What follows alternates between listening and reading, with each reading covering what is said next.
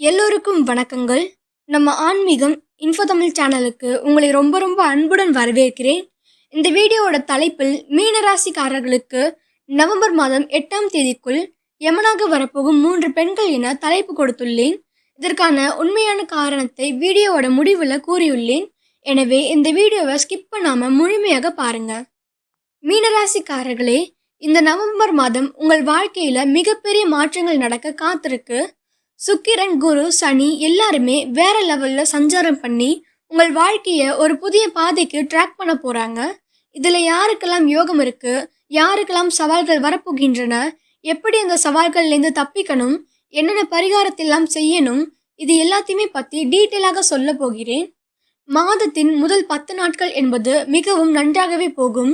நீங்க என்ன முடிவு செஞ்சீங்களோ அது நிச்சயமாக நடக்கும். அது உங்கள் கைக்கு வரலாம். ஆனா 11ஆம் தேதிக்கு முதல்லேருந்து குரு வக்கரமாக போறாரு. அதுவே கொஞ்சம் மனசுல குழப்பங்கள், முடிவு எடுக்க முடியாம தடுமாறும் நிலை, இது எல்லாத்தையுமே உண்டாக்கும். பிள்ளை பாக்கியம், காதல் பாக்கியம், பூர்வ புண்ணியம் சார்ந்த விஷயங்கள்ல கொஞ்சம் ஏமாற்றங்கள் என்பது வரும். ஆனா தைரியமாக இருங்க. நீங்க மட்டும் அந்த எதிர்மறை உணர்ச்சிகளை கட்டுப்படுத்திட்டீங்க அப்படின்னா அந்த நிலைமைகளும் உங்களை சீக்கிரமாகவே கடந்து போயிடும். 6ஆம் இடத்துல கேது உங்கள் எதிரிகளை உங்கள் பாதையிலிருந்து அகற்றுவாரு. உடல் ஆரோக்கிய பிரச்சனைகள் இருந்தாலும் அதுக்கான சரியான சிகிச்சை என்பது உடனே கிடைக்கும். ஆனா மருத்துவ செலவுகள் கூடுதலாக தான் இருக்கும். கொஞ்சம் செலவுகளை கட்டுப்படுத்துங்க, அது ரொம்பவே நல்லது. ராகு 12ஆம் இடத்துல இருப்பதால பணம் வந்து கொண்டே போயிடும். கையில் பணம் நிற்கவே நிற்காதுங்க. அதனால கைவிரித்து பணம் செலவழிக்காதீங்க. தேவைக்கு தக்க மாதிரி தான் செலவு என்பது பண்ணணும். அடுத்தது 16ஆம் தேதி வரைக்கும் கணவன் மற்றும் மனைவிக்கிடையே சண்டை சச்சரவுகள் அதிகமாகவே காணப்படும். நண்பர்களுக்குள்ள மிஸ் அண்டர்ஸ்டாண்டிங்ஸ் என்பது வரும். ஆனா 16ஆம் தேதி சுக்கிரன் நேராக போனதும் அந்த பிரச்சனைகள் எல்லாத்துக்குமே ஒரு ஃபுல் ஸ்டாப் என்பது கிடைக்கும். அன்பு, புரிதல், சந்தோஷம் அனைத்துமே மீண்டும் திரும்பி வரும். அதுவும் அதிகமாக வரும். உடல் ஆரோக்கியத்துக்கு இந்த மாதம் கொஞ்சம் கவனமாக இருக்கணும். சூரியன் 8ஆம் இடத்தில் நீச்சமாக இருக்கிறாரு. அதுக்காக பயப்படாதீங்க. ஓவர் டென்ஷன் வேண்டாம். பயணங்கள் பண்ணும்போது கவனமாக இருந்துக்கோங்க. ஹெல்மெட், சீட் பெல்ட் இது எல்லாத்தையுமே கட்டாயமாக அணிஞ்சுக்கோங்க. செவ்வாய் 9ஆம் இடத்தில் ஆட்சியாக இருக்கிறது மிகப்பெரிய ஒரு பாக்கியம். தந்தை வழியில் சுப நிகழ்ச்சிகள் எல்லாமே நடந்தேறும். குடும்பத்தில் ஒத்துழைப்புகள் அதிகரிக்க செய்யும். 16ஆம் தேதிக்கு பிறகு வாழ்க்கை துணையிடமிருந்தும் மிகச்சிறந்த ஆதரவு என்பது கிடைக்கும். வீடு, வாகனம் மற்றும் இடம் வாங்குற யோகம் கைகூடும். ஆனா வாங்கும் முன்பு ஒரு முறைக்கு 2 தடவை டாக்குமெண்ட்ஸ் எல்லாத்தையுமே நல்லா செக் பண்ணிக்கோங்க. ஏன்னா 27ஆம் தேதிக்கு பிறகு 7 சனி ஆக்டிவேட் ஆகுதுங்க. குடும்பத்தில் எத்தனை தடைகள் மற்றும் பிரச்சனைகள் வந்தாலும் அதை தாண்டி உங்களால் வெற்றி பெற முடியும். எந்த ஒரு காரியத்திலும் சிந்தித்து செயல்படுவது நன்மைகளை தரும். பொருளாதார விஷயத்தில் கவனமுடன் செயல்படவும், மனதில் எதிர்மறை சிந்தனைகளை தவிர்க்கவும். குடும்பத்தில் சுப நிகழ்ச்சிகளும் சுப செலவுகளும் ஏற்படும். உறவினர்களால் மனக்கசப்புகள் வந்து நீங்கும். தவிர்க்க முடியாத செலவுகள் வரும். எதிரிகளோட பலம் பாதியாக குறையும். திட்டமிட்டபடி பயணங்கள் மேற்கொள்ள முடியும். வெளிநாட்டு தொடர்பால் நன்மைகள் உண்டு. குடும்பத்தினரின் முழு ஆதரவும் இப்போ உங்களுக்கு கிடைக்கும். நண்பர்களால் ஆதாயம் உண்டு. உற்றார் உறவினர்களும் வீண் பிரச்சனைகளை ஏற்படுத்துவதால மன நிம்மதி என்பது குறையதான் செய்யும். தனவரவு ஓரளவு இருந்தாலும் வரவுக்கு மீறிய செலவுகளும் உண்டாகும்.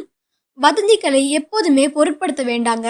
பிறர் செய்யும் தவறுகளுக்கும் பொறுப்பேற்க வேண்டி வரும். நட்பு வழியில் நன்மைகள் வந்து சேரும். தொடர்ச்சியாக பல இடங்களுக்கு சென்று வருவதால் உடல் சோர்வு என்பது ஏற்படும். வழக்கு விவகாரங்களை தள்ளி போடவும். திருமண முயற்சிகளில் நல்ல வரன் என்பது அமையும்.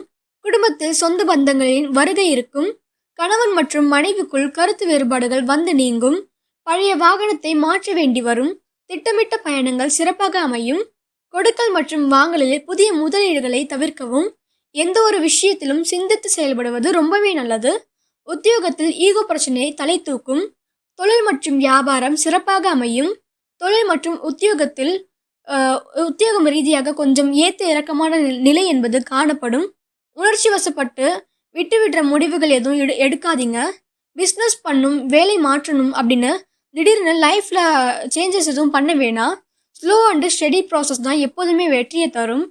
என்னதான் கஷ்டம் வந்தாலும் உங்கள் தெய்வம் உங்களை காப்பாற்றும். மாணவ மாணவிகளுக்கு புதன் சகாயம்.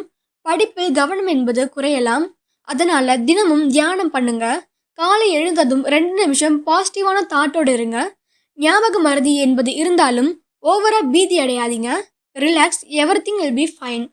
திட்டமிட்டபடி காரியங்களை செய்ய முடியாமல் தடங்கள் என்பது ஏற்படலாம். எனவே எந்த ஒரு வேலையை செய்வதாக இருந்தாலும் தகுந்த முன்னேற்பாடுகள் என்பது தேவை.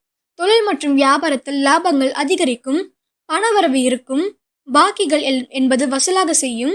உத்தியோகத்தில் இருப்பவர்கள் கூடுதலாக உழைக்க வேண்டி வரும். உழைப்புக்கேற்ற பலன் தாமதமாகத்தான் கிடைக்கும். சக ஊழியர்களிடம் அனுசரித்து செல்வது ரொம்பவே நல்லது. குடும்பத்தில் இதமான சூழ்நிலை காணப்படும். உறவினர்களோட வருகை என்பது இருக்கும்.